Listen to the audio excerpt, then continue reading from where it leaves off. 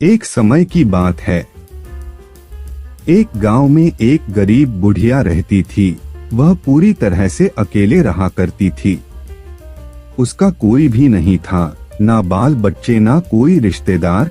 सुबह शाम लोगों के छोटे मोटे काम किया करती थी, जिसके बदले लोग उसको पैसे, अनाज या खाने पीने का सामान दे दिया करते थे, जिसको खा पीकर वह अपना जीवन बिताया करती थी।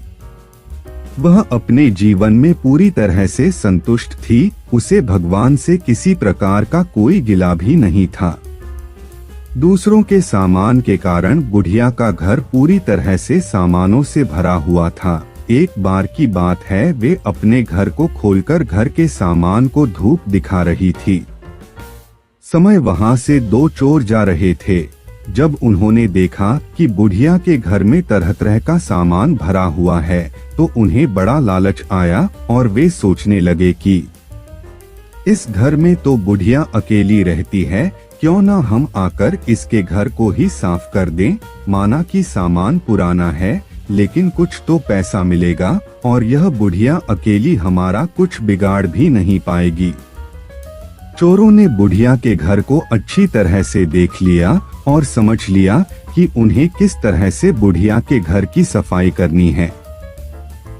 उसके बाद चोर अपने घर वापस चले गए। बुढ़िया बेचारी को सपने में भी यह ख्याल नहीं आया कि उसके घर में भी कभी चोरी हो सकती है, क्योंकि उसके घर में तो खुद के उसके कपड़े तक उसके नहीं थे। सब कुछ गांव वाले उसे दिया करते थे, जो वह अपने घर में रख लेती थी। खैर कुछ दिन बीत गए और एक दिन रात में चोर अपने दो साथियों को लेकर बुढ़िया के घर पहुंच गए। कमाल की बात यह थी कि उस दिन सरपंच ने बुढ़िया को चावल, दूध और चीनी दी थी और बुढ़िया बहुत खुश थी। बुढ़िया ने खुशी खुशी अपने लिए खीर बनाई और खीर बनाकर वह उस खीर को चूल्हे पर रखकर सोचने लगी कि अभी तो खीर बहुत ही गर्म है, जबकि थोड़ी ठंडी हो जाएगी तब आराम से खाऊंगी। और अपने बिस्तर पर लेट गई और खीर के ठंडा होने का इंतजार करने लगी। लेटे लेटे उसे नींद आ गई और वे सो गई और जोर जोर से खर्राटे लेने लगी। चोर बाहर खड़े थे। बुढ़िया के खर्राटे की आवाज सुनते ही उन्होंने सोचा कि चलो अब रास्ता साफ हो गया और अब हम आराम से बुढ़िया का घर साफ कर सकते हैं। वह सब जल्दी जल्दी आकर बुढ़िया के घर में सामान तलाशने लगे, परंतु कमाल की बात यह थी कि उन्होंने जो देखा था वह बिल्कुल गलत था। बुढ़िया का घर तो सामान से भरा हुआ था, किंतु एक भी सामान साबुत नहीं था। हर सामान टूटा फूटा, पुराना और खराब था। यह चोर बड़े दुखी हुए और बुढ़िया को बहुत गालियां देने लगे। वह बोले, देखो कितनी दुष्ट बुढ़िया है, आराम से सो रही है और हम बेचारे इतनी मेहनत कर रहे हैं।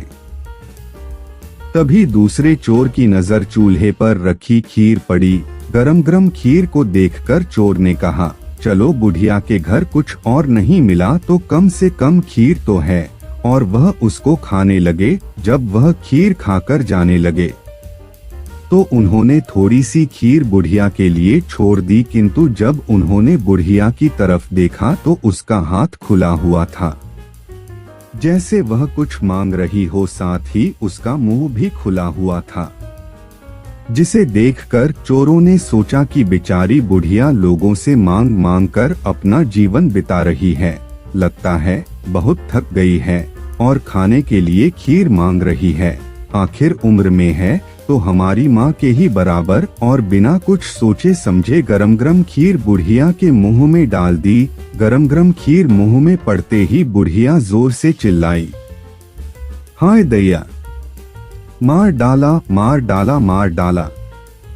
बुढ़िया की चीख सुनते ही चोर डर के जल्दी जल्दी छुपने लगे। जिसने मुंह में खीर डाली थी वह ऊपर जाकर छिप गया, एक चारपाई के नीचे और एक चारपाई के दाएं। बुढ़िया की चीख सुनते ही गांव वाले बुढ़िया के घर आ गए और पूछने लगे, क्या हुआ माँ? बुढ़िया बोली, मुझे क्या पता, ऊपर वाला जाने। यह सुनते ही ऊपर छिपा हुआ चोर बोला, अरे भला मैं क्यों जानूं तुम्हारी चारपाई के नीचे छिपा चोर ना जाने। यह सुनते ही चारपाई के नीचे वाला चोर बोला, मैं ही क्यों जानूं चारपाई के दाएं छुपा चोर क्यों ना जाने। और इस तरह से तीनों चोरों ने खुद ही अपना पता गांव वालों को बता दिया और फिर गांव वालों ने उन्हें पकड़कर खूब पिटाई करी और वापस भेज दिया। उसके बाद से चोरों ने कान पकड़ लिया कि आज के बाद कभी वह चोरी कभी नहीं करेंगे। चोर चाहे जितनी भी कोशिश करे अपने आप को छुपाने की, लेकिन वह फिर भी पकड़ा जाता है। इसलिए हमें कभी चोरी नहीं करनी चाहिए और अपने बच्चों को यही सीख देनी चाहिए।